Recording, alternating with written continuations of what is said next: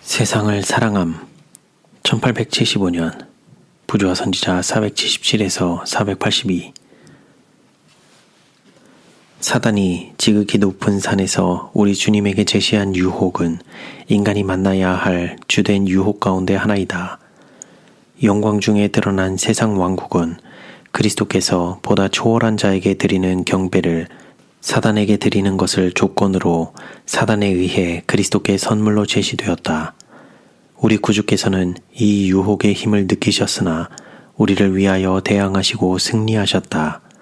만일 인간이 동일한 유혹에 의해 시험을 당하지 않을 것이었다면 그분은 이 문제로 시험을 당하지 아니하셨을 것이다. 시험을 대항하심으로 그분은 사단이 우리에게 개인적으로 접근하여 성실에서 떠나도록 미혹할 때 우리가 취해야 할 행동에 대한 본을 보이셨다. 어떤 사람도 그리스도를 따르는 자가 되면서 동시에 세상 사물에 애정을 둘 수는 없다. 요한은 그의 첫 편지에서 다음과 같이 기록한다. 이 세상이나 세상에 있는 것들을 사랑치 말라. 누구든지 세상을 사랑하면 아버지의 사랑이 그 속에 있지 아니하니라. 이 사단의 유혹을 힘을 다하여 대항하신 우리의 구속주께서는 세상을 사랑하도록 미혹하는 이 유혹에 넘어갈 인간의 위험을 익히 아신다. 그리스도께서는 이 점에 있어서 시험을 당하시고 인간을 위하여 승리하심으로 당신 자신을 인간과 동일시하셨다. 그분은 사단이 인간을 유혹함에 있어서 가장 잘 성공하는 바로 그 점들을 경고를 통하여 깨우쳐 주셨다. 그분께서는 인간이 식욕과 세상의 부와 명예를 사랑하는 마음에 대하여 특별히 경계하지 않으면 사단이 인간에 대해 승리를 거둘 것을 아셨다. 그분은 말씀하신다. 너희를 위하여 보물을 땅에 쌓아두지 말라. 거기는 좀과 동록이 해하며 도적이 구멍을 뚫고 도적질 하느니라. 오직 너희를 위하여 보물을 하늘에 쌓아두라. 거기는 좀이나 동록이 해하지 못하며 도적이 구멍을 뚫지도 못하고 도적질도 못하느니라. 내 보물이 있는 그곳에는 내 마음도 있느니라. 한 사람이 두 주인을 섬기지 못할 것이니 혹 이를 미워하며 저를 사랑하거나 혹 이를 중히 여기며 저를 경히 여김이라. 너희가 하나님과 재물을 겸하여 섬기지 못하느니라.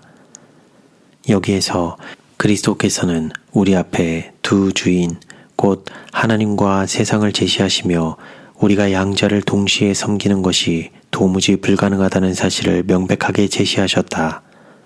이 세상에 대한 우리의 관심과 사랑이 주도권을 쥔다면 우리는 다른 어떤 것보다 우리의 주의를 끌 가치가 있는 사물을 옳게 식별하지 못할 것이다. 세상을 사랑하는 마음은 하나님을 사랑하는 마음을 추방시켜 버릴 것이며 우리의 최고의 관심은 세상에 대한 것이 되고 말 것이다. 그리하여 하나님께서는 우리의 애정과 헌신에 있어서 세상의 사물과 같이 높은 자리를 차지하지 못하게 될 것이다. 우리의 행동은 세상 보화가 우리의 애정을 차지한 정도를 정확하게 보여줄 것이다. 영원한 관심사는 2차적인 것이 되는 반면에 세상 관심사에 가장 큰 주의와 염려와 활동을 경주한다. 그리하여 사단은 그리스도께 요구했으나 얻지 못한 그 경배를 사람에게서 받는다.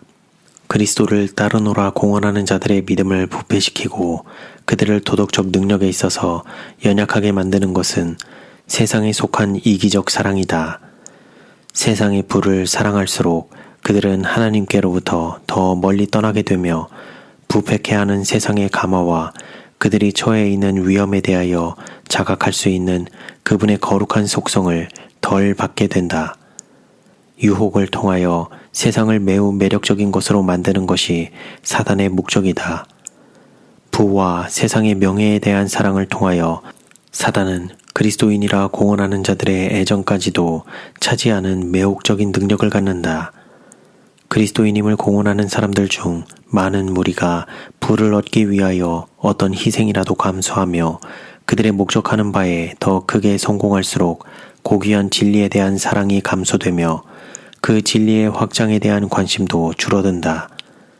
그들은 하나님께 대한 그들의 사랑을 상실하고 정신병자처럼 행동한다. 부를 얻는 일에서 번영할수록 그들은 더욱 많이 가지고 있지 못하다는 이유로 더욱 가난함을 느끼며 하나님의 사업에 더욱 적게 투자하게 될 것이다. 부에 대한 정신병적인 사랑을 가진 자들의 행동은 두 주인, 곧 하나님과 재물을 겸하여 섬길 수 없다는 것을 보여준다. 돈은 그들의 신이다. 그들은 돈의 능력 앞에 경배를 드린다.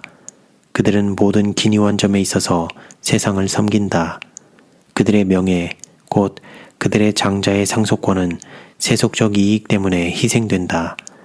이 지배적 능력이 그들의 마음을 다스리게 되고 그들은 개인적 이익을 돌보고 세상의 보화를 증가시키기 위하여 하나님의 계명을 범하게 된다.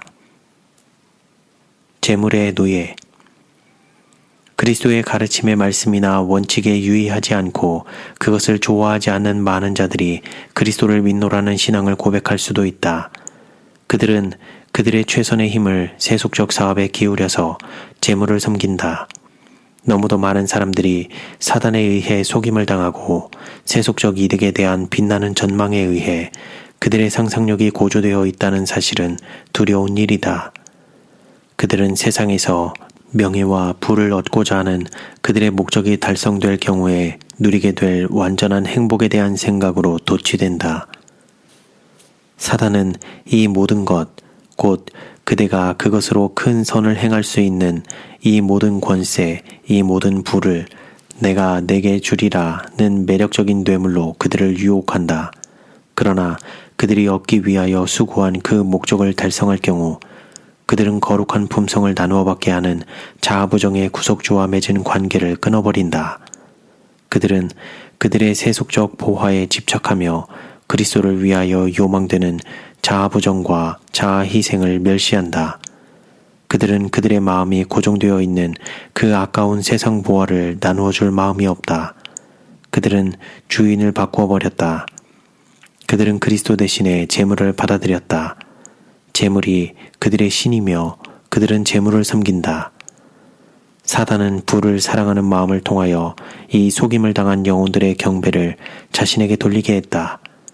변화는 워낙 감지할 수 없을 정도로 진전되고 사단의 능력 또한 매우 기만적이고 교묘하므로 그들은 세상과 같은 모양이 되었으나 그리스도를 떠난 사실과 이름만으로 그분의 종이 되어 있는 사실을 깨닫지 못한다. 사단은 시험의 광야에서 그리스도를 대하던 것보다 더 조심스럽게 사람들을 다루고 있다. 그가 거기에서 실패함으로 견책을 받았기 때문이다. 그는 정복당한 원수이다. 그는 사람에게 직접 와서 공공연한 경배로 자신에게 경의를 표하도록 요구하지 않는다. 그는 단순히 사람들에게 그들의 애정을 이 세상의 좋은 것들에게 두라고 요구한다. 마음과 애정을 붙드는 일에서 사단이 성공한다면 하늘 사물의 매력은 가리워질 것이다. 사단이 사람에게 바라는 것이란 오로지 그가 사단의 유혹의 기만적인 능력에 떨어져서 세상을 사랑하고 계급과 지위를 사랑하며 돈을 사랑하고 그의 애정을 지상의 보물에 두는 것이다. 사단이 이것을 획득하게 되면 그가 그리스도에게 요구한 모든 것을 얻는 셈이 된다. 그리스도를 통한 구원. 그리스도의 모본은 승리를 얻을 수 있는 우리의 유일한 희망이 사단의 공격을 계속 저항하는 데 있음을 우리에게 보여준다. 유혹의 투쟁에서 영혼의 원수를 승리하신 그분은 인류에 대한 사단의 능력을 이해하시며 우리를 위하여 사단을 승리하셨다. 승리자로서 그분은 우리가 사단의 유혹을 대항하는 노력에 있어서 우리의 연약함을 그분의 능력과 연합시키고 우리의 무가치함을 그분의 공로와 연합시키도록 그분의 승리에 유리한 조건을 우리에게 주신다. 강력한 유혹 아래 처할 때 우리는 그분의 지속적인 능력에 의하여 도움을 받음으로 그분의 전능하신 이름으로 대항할 수 있고 그분이 승리하신 것처럼 승리하게 된다. 우리의 구속주께서는 말할 수 없는 고난을 통하여 우리의 손이 닿을 수 있는 곳에 구원을 두셨다. 이 세상에서 그분은 존경을 받지 않으시고 사람들에게 알려지지도 않으셨는데 그 이유는 그분의 놀라운 겸손과 굴욕을 통하여 사람을 높이셔서 그분의 궁정에서 하늘의 명예와 불멸의 기쁨을 받도록 하기 위함이었다. 오직 투쟁, 겸비와 고생을 통해서만 하늘을 얻을 수 있다고 해서 타락한 인간이 불평할 수 있겠는가? 교만한 마음을 가진 많은 사람들은 다음과 같이 질문한다. 내가 하나님께 간합되었다는 보장을 얻고 영원한 상급을 받기도 전에 내 자신을 낮추고 회개할 필요가 어디 있는가? 어찌하여 하늘로 향하는 길이 어려움이 적고 더욱 즐겁고 매력적일 수 없는가? 우리는 의심하고 불평하는 이 모든 자들을 인간의 죄짐을 지시고 고난을 당하시고 가장 심한 굶주림의 고통을 견디신 우리의 위대한 모본잡기로 향하게 하고자 한다. 그분은 죄가 없으셨고 더욱이 그분은 하늘의 왕자이셨다. 그러나 인간을 위하여 그분은 인류의 죄가 되셨다. 그가 찔림은 우리의 허물을 인함이요 그가 상함은 우리의 죄악을 인함이라. 그가 징계를 받음으로 우리가 평화를 누리고 그가 채찍에 맞음으로 우리가 나음을 입었도다. 그리스도께서는 인간이 하늘을 얻을 수 있게 하시고자 모든 것을 희생하셨다. 이제 인간이 그리스도를 위하여 무엇을 희생함으로 영원한 영광을 얻게 될 것인지 보여줄 차례이다. 구원과 그 대가의 크기를 올바로 인식하는 자들은 그들이 눈물을 흘리며 씨를 뿌려야 한다는 것과 투쟁과 자아부정이 이 생에서의 그리스도인들의 몫이라는 사실에 대해 결코 불평하지 않을 것이다. 하나님께서는 인간의 구원에 대한 조건들을 제정하셨다. 자아를 낮추는 것과 십자가를 지는 것은 회개하는 죄인에게 위로와 화평을 주기 위하여 마련된 방편이다.